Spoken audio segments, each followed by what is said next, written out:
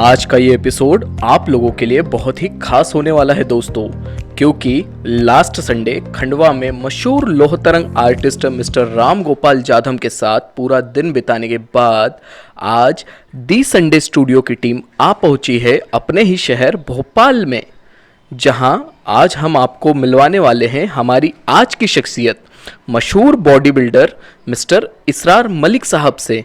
Jeans पहनने के लिए मेरे को अंदर पहले एक पैंट पहनना पड़ती थी फिर उस पैंट के ऊपर मैं जीन्स पहनता था ताकि लगे कि हाँ कुछ पहना हुआ है।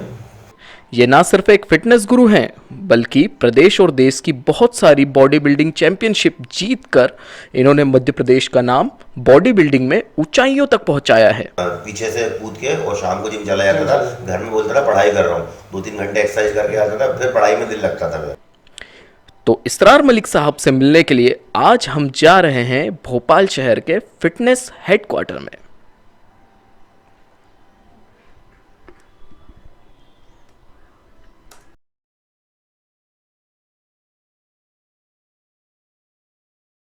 तो सर, शुरुआत से अगर मैं पूछना चाहूँ तो कहाँ से ये चीज़ शुरू होती है, या इसरार मलिक का बॉडी बिल्डर इसरार मलिक बनने का सपना जो है या सफ़र जो है वो कहाँ से शुरू होता है सर?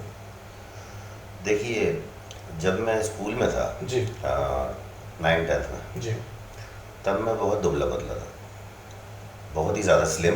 जी तो क्लास में सब जो लड़के लड़कियाँ थे जी वो सारा मेरा मजाक उड़ाते थे क्योंकि मैं बहुत दुबला था अच्छा। और मुझे भी शर्म आती थी।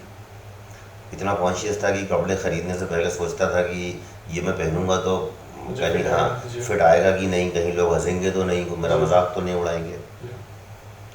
और कभी कभी अक्सर ऐसा होता था, जीन्स का नया नया क्रेज़ आया था उस टाइम, तो जीन्स पहनने के लिए मेरे को अंदर पहले एक पैंट पहनना पड़ती थी फिर उस पैंट के ऊपर मैं जीन्स पहनता था ताकि लगे कि हाँ कुछ पहना हुआ है। उसी दौरान एक सीरियल आता था टीवी पे, ही मैन, या हाँ, ये एक कार्टून कैरेक्टर है, वो आता था। तो उसको देख के लगता था यार ये कितना ताकतवर होगा, उसकी बॉडी को देख के ऐसा लगता था ये कितना ताकतवर होगा, और वो था भी सुपर हीरो। फिर दौर आया हॉलीवुड मूवीज़ का, तो अर्नोल्ड को देखा, अर्नोल्ड की कुछ मूवीज़ देखी, जैसे कुरान द बारबेरियन देखी और उस तरह की मूवीज़ देखी, कमांडो देखी। तो उसको देख के लगता था कि यार ये लगता है कंप्यूटर से ये बॉडी बनी है, ऐसा होना पॉसिबल नहीं। हाँ, क्योंकि अपन ने अपनी आंखों से किसी ऐसे इंसान को नहीं देखा था। फिर धीरे धीरे करके बॉडी बिल्डिंग शोज होने लगे, इधर अपने इंडिया में भी होने लगे, भोपाल में भी होने लगे, और मैं 12th में आ गया। तब जाके मुझे समझ में आया कि जिम में जाने के बाद ऐसी बॉडी बनाई जा सकती है। और फिर ये वो दौर शुरू हुआ जब संजय दत्त, सलमान खान, इन लोगों ने, इनकी मूवीज़ आना शुरू हुई और ये लोग शर्टलेस होकर फिल्मों में आने लगे। तब यकीन हो गया कि नहीं, सचमुच में ऐसी बॉडी बन सकती है, बनाई जा सकती है। फिर मैं जिम गया, जिम में ट्रेनिंग करी कई साल, तो नॉलेज तो थी नहीं, बहुत सारा टाइम वेस्ट हुआ मेरा उसमें, करीब 8-10 साल वेस्ट हुए और कोई ज़्यादा इम्प्रूवमेंट नहीं आया। बीच बीच में फ्रस्ट्रेशन आता रहा कि यार इम्प्रूवमेंट ही नहीं आ रहा मेरा। जब मैंने स्टार्ट किया था तब मेरा बॉडी वेट 49 kg था, और 8-10 साल बाद भी वही 55-56, मतलब एक साल में 1 किलो वेट बढ़ता था। लेकिन मेरे पास कोई ऑप्शन नहीं था, या तो मैं छोड़ देता कि नहीं यार वो तो बन नहीं रही है बॉडी, वो क्या फ़ायदा मेहनत करके, फालतू बन हमाली कर रहा है, मतलब एक्स्ट्रा डिमोटिवेशन मिल रहा था। हाँ, और कोई प्रॉपर गाइडेंस देने वाला था नहीं। फिर मेरी मुलाकात हुई, जो मेरे कोच हैं तब से लेकर आज तक मेरे कोच हैं, डॉक्टर सैयद मुमताज़ अली, डॉक्टर सैयद साहब, हाँ जी, उनका रॉयल जिम था। तो फिर उनसे मेरी मुलाकात, किसी ने मुझे मिलवाया कि यार तुम्हें बॉडी बनानी है तो तुम ये सर को मिल लो इनसे। मैं सर से मिल लिया। सर से मिलने के बाद सर को मैंने अपनी बॉडी दिखाई। सर ने कहा ठीक है तुम जिम आ जाना। तो मेरे घर से बहुत दूर पड़ता था जिम, मैं रहता था नए भोपाल में और वो जिम था ओल्ड भोपाल में, रॉयल। तो उसके लिए काफ़ी सारा मुझे पैदल चलना पड़ता था क्योंकि कनेक्टिविटी नहीं थी किसी चीज़ की, बस की या टेम्पो की ऐसी। तो करीब मान के चलो डेली कम से कम 6 किलोमीटर मुझे पैदल चलना पड़ता था, आने जाना मिला के। करता रहा, सर का गाइडेंस मिला। फिर उन्होंने मुझे इम्पोर्टेंस बताई कि खाली मेहनत करने से कुछ नहीं होगा, तुमको डाइट भी लेना पड़ेगी। तब तक किसी ने इतने सालों में मुझे ये नहीं बताया था। सब ने यही बोला बॉडी बनानी हो तो जिम जाओ, एक्सरसाइज करो, लेकिन डाइट को लेके नहीं बताया था। फिर सर ने गाइड करा।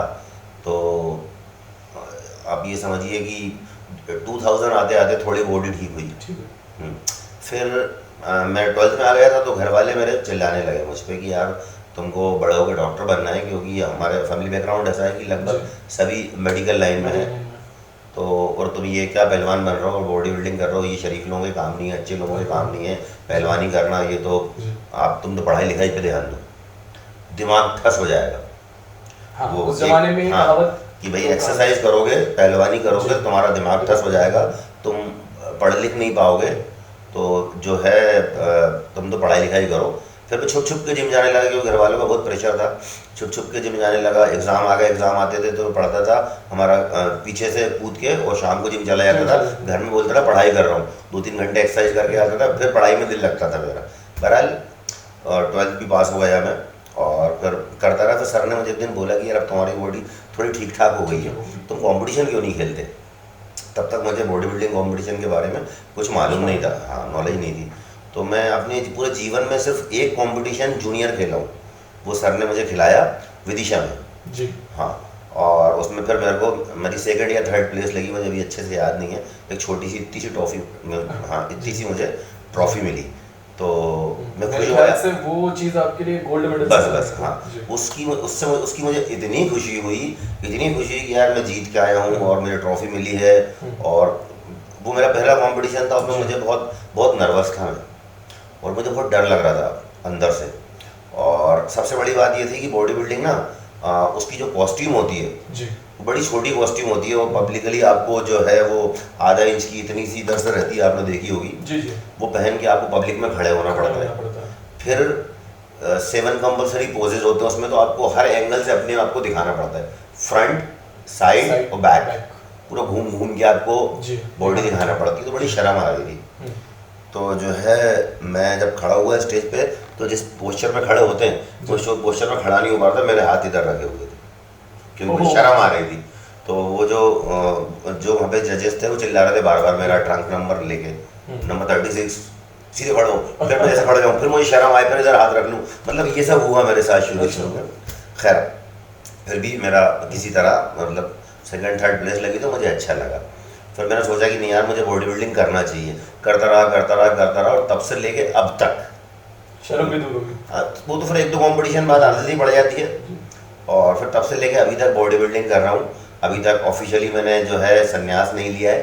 बिल्कुल। हाँ, और हम तो चाहेंगे भी नहीं कि आप संन्यास लें। हाँ, एक्चुअली चाहने वालों की वजह से ही नहीं लिया। बिल्कुल। जो मेरे फ्रेंड्स हैं, जो मेरे फैंस हैं, जो मेरे फॉलोअर्स हैं, वो लोग चाहते हैं कि मैं खेलूं, वो मुझे स्टेज पे परफॉर्मेंस करते हुए देखना चाहते हैं। हाँ, तो कुछ जो है मेरे बच्चे भी यही चाहते हैं कि मैं अभी छोड़ूं नहीं। तो मैंने अभी फिलहाल मैं कंपटीशन कर तो नहीं रहा, लेकिन मैं अभी संन्यास भी लिया नहीं है। बिल्कुल। या ये कह सकते हैं कि ये एक सफ़र है।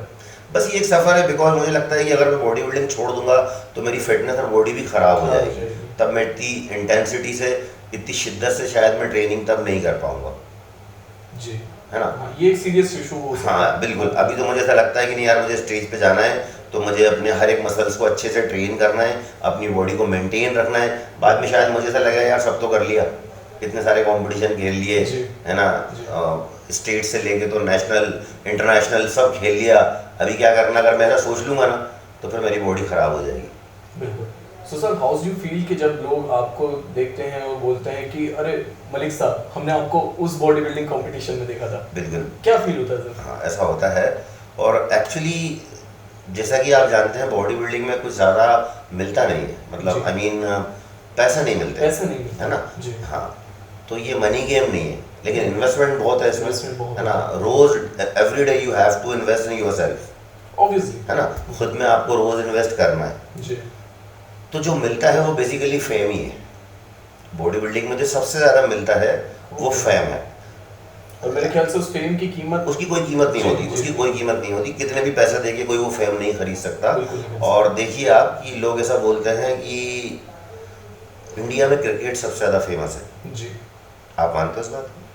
सबसे फेमस गेम इंडिया में क्रिकेट है। लोग ऐसा बोलते हैं और मानते हैं जी। मैं नहीं मानता। आप कभी क्रिकेट का जो डिस्ट्रिक्ट कंपटीशन होता है ना उसको देखने जाना जी। जितने खिलाड़ी होते हैं उतने दर्शक होते हैं। बिल्कुल। और नॉट ओनली क्रिकेट ब्रदर, कोई सा भी गेम, फुटबॉल जी और कोई सा भी गेम, जी। डिस्ट्रिक्ट स्टेट कोई नहीं जाता कोई नहीं देखने, जाता देखने, लेकिन बिल्कुल। आप कभी डिस्ट्रिक्ट का बॉडी बॉडी बिल्डिंग कंपटीशन देखने जाना, जी कभी मिस्टर भोपाल हो रहा हो, कभी मिस्टर इंदौर हो रहा हो, जी, बिल्कुल। या किसी भी सिटी का डिस्ट्रिक्ट हो रहा हो, कम से कम भी 3-4 हज़ार लोग रहते हैं। जी आपने देखे ही होंगे, डिस्ट्रिक्ट में भी कम से कम भी 3-4 हज़ार ऑडियंस रहती है। जी तो मेरा ये मानना है कि क्रिकेट से ज़्यादा बॉडी बिल्डिंग फेमस है, उसमें फेम ज़्यादा मिलती है। बिल्कुल। इस चीज़ को तो हम भी इस चीज़ से हाँ सहमत जी। हैं। मैं आपको एक वाकया बताना चाहूँगा। हम्म। कुछ दिनों पहले हम लोग डॉक्यूमेंट्री फिल्म बनाने के लिए हरदा में घूम रहे थे। हरदा जिला हाँ, हरदा। जी। वहाँ पर एक जिम है जिसका नाम है फिटवेल। अच्छा जी। और जब हम वहाँ से गुजर रहे थे तो अचानक से मैंने अपने टीममेट्स को बोला, जेडी देखो किसी की तस्वीर। यू कांट बिलीव वहाँ पर इसरार मलिक की तस्वीर लगी हुई थी। अच्छा जी। जी, उस जिम के अंदर हम्म, वहाँ पर तस्वीर लगी हुई थी। ठीक है। चूंकि हम लोग आप पे डॉक्यूमेंट्री फिल्म करना ही थी, सो हमने जब जाके उनसे पूछा कि आप मलिक साहब को जानते हैं, तो वो ये कहते कि we are not only just no him but also they are our fitness trainer. वो हमें देखने नहीं आ रहे, लेकिन रोज हम उनको देख के यहाँ पर फिटनेस करते हैं, तो हमें भी एक मोटिवेशन मिलता है कि हमें भी भाई की तरह बॉडी बनानी है। हाँ हाँ जी। तो आपको ऐसा कहीं कहीं और भी देखने को मिला है जहाँ पर आपको देखिए, बहुत सारी जगह ऐसा हुआ, मुझे खुद नहीं पता जी कि, और मुझे इस बात की खुशी भी होती है जी और लगता है कि जो मैंने 20-25 साल इन्वेस्ट करे जी बॉडी बिल्डिंग में, मतलब ऐसी सिटीज़ लाइक जहाँ कहीं भी मैं गया नहीं, कई शहर ऐसे हैं, जी कलकत्ता के लोग ट्रेनिंग कर रहे हैं जिम में और उधर मेरा फोटो लगा है, मुझे पता नहीं है कौन लोग हैं, जी है ना। औरंगाबाद और आपके सतारा, चेन्नई, और लोग इसकी जो कोई मुझे पहचानता है तो उधर से फोटो खींच के वीडियो बना के भेजता बना के है, भेजता सर है। आपका इधर फोटो लगा है जिम में, हम गए थे, आप कभी गए हो क्या वहाँ पे? मैं भाई नहीं गए, है ना। ऐसे बहुत सारी जगह ऐसा होता है। इवन कभी मैं ट्रैवल करता हूँ तो बाहर भी 1-2 बार ट्रैवल करा आउट ऑफ इंडिया, तो उधर एयरपोर्ट पे इंडियंस मिल जाते हैं, वो अपन को पहचानते हैं, या फ्लाइट में जाओ तो ट्रेन में जाओ, सब जगह लोग मिल जाते हैं और वो पहचानते हैं। तो बेसिकली वो फेम ही है जिसके लिए जो इतना ग्लैमर है, जो अभी बॉडी बिल्डिंग इतनी ज़्यादा फेमस हो गई है। बॉडी बिल्डिंग वाकई में बहुत फेमस हो गई है। पहले मैंने ऐसा नहीं सोचा था, मैंने फेम के लिए कभी मैं जिम नहीं गया, मुझे फेम नहीं चाहिए थी, मतलब मुझे लगता नहीं था कि फेम इससे मिलेगी। मेरा पर्पज सिर्फ एक था कि यार मैं दिखने में अच्छा नहीं हूँ, मैं बहुत दुबला पतला कमजोर टाइप का हूँ, थोड़ा मोटा हो जाऊँ जिम जाके, बस लोग मेरा मजाक उड़ाना छोड़ दें, सीधी बात तो ये। जिम गया तो बॉडी बिल्डिंग करने लगा। बॉडी बिल्डिंग से भी ये नहीं मालूम था कभी कि ऐसी फेम मिलेगी, या मैं कभी मिस्टर एमपी बन जाऊंगा, नेशनल खेलने को मिल जाएगा, इंटरनेशनल खेलने को मिल जाएगा, लोग पहचानेंगे, बाद में ये जो पैशन है यही प्रोफेशन बन जाएगा, इसी से जो है मेरा सब कुछ होगा, ऐसा मैंने कभी सोचा नहीं था। और वाकई में बॉडी बिल्डिंग ने मुझे इतना दिया जितना मैंने कभी तसव्वुर भी नहीं करा था। जी सर, आपके हिसाब से मध्य प्रदेश में बॉडी बिल्डिंग कॉम्पिटिशन्स का क्या लेवल है, और इसे ये बढ़ते हुए दिख रहा है या कहाँ इसे ले जाना की ज़रूरत है? हाँ देखिए, जहाँ तक मध्य प्रदेश का सवाल है तो मध्य प्रदेश में बॉडी बिल्डिंग शुरू से थोड़ी सी कंपैरेटिवली पीछे। जी। उसके पीछे रीज़न है कि अच्छे कोचेज नहीं हैं और अच्छे प्रमोटर्स, इनकी कमी है। जी। लेकिन जो Madhya Pradesh body building association के लोग हैं जी, जो फेडरेशन के लोग हैं, वो बहुत अच्छा काम कर रहे हैं फिलहाल। हाँ फिलहाल आपके इंदौर के ही हैं जी। जो अतिन सर हैं, अतिन तिवारी सर जी। हैं, उज्जैन के व्यास जी हैं, शैलेन व्यास जी हैं, जितेंद्र कुशवाहा भाई हैं, प्रेम भाई हैं, ये लोग काम बहुत अच्छा कर, ये जो टीम है टीम बहुत अच्छी है ना। और भोपाल की भी हमारी टीम अच्छी है, तो ये लोग तो कोशिश कर रहे हैं उसको हाई लेवल पे ले जाने की। थोड़ी सी प्रमोटर्स स्पॉन्सर्स की थोड़ी सी कमी है मध्य प्रदेश। जी सर, स्पेशली आप जिन लोगों को यहाँ पर ट्रेन करते हैं, क्या आपका बेसिक मोटो होता है कि उनको मैं बॉडी बिल्डिंग खिलाऊंगा या उनको मैं वो मेडल लेके आएंगे या इस तरीके से कुछ? नहीं जी, ऐसा नहीं है जी। मेरे पास अगर 100 लोग ट्रेनिंग लेने के लिए आते हैं जी, मान लो कि 100 लोग आए, तो वो 100 लोगों में से कोई एक ऐसा बंदा होता है जो कहता है कि क्या एक्सपीरियंस रहा जब आप मिस्टर ओलंपिया खेल रहे थे, या जब वहाँ पर लोगों से आपको प्यार मिल रहा था?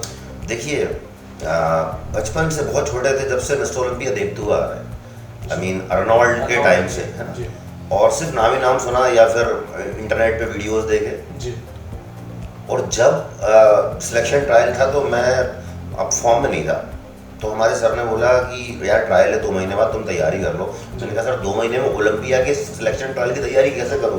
पूरे हिंदुस्तान के लोग जो हमारे फील्ड के हैं वो सब तैयारी करेंगे कि सब चाहते हैं कि हमारा सिलेक्शन हो जाए, और सिलेक्शन 8-10 लोगों का होना है पूरे इंडिया से। तो उन्होंने कहा नहीं यार तुम कोशिश तो करो। ठीक है सर, मैं कोशिश करता हूँ।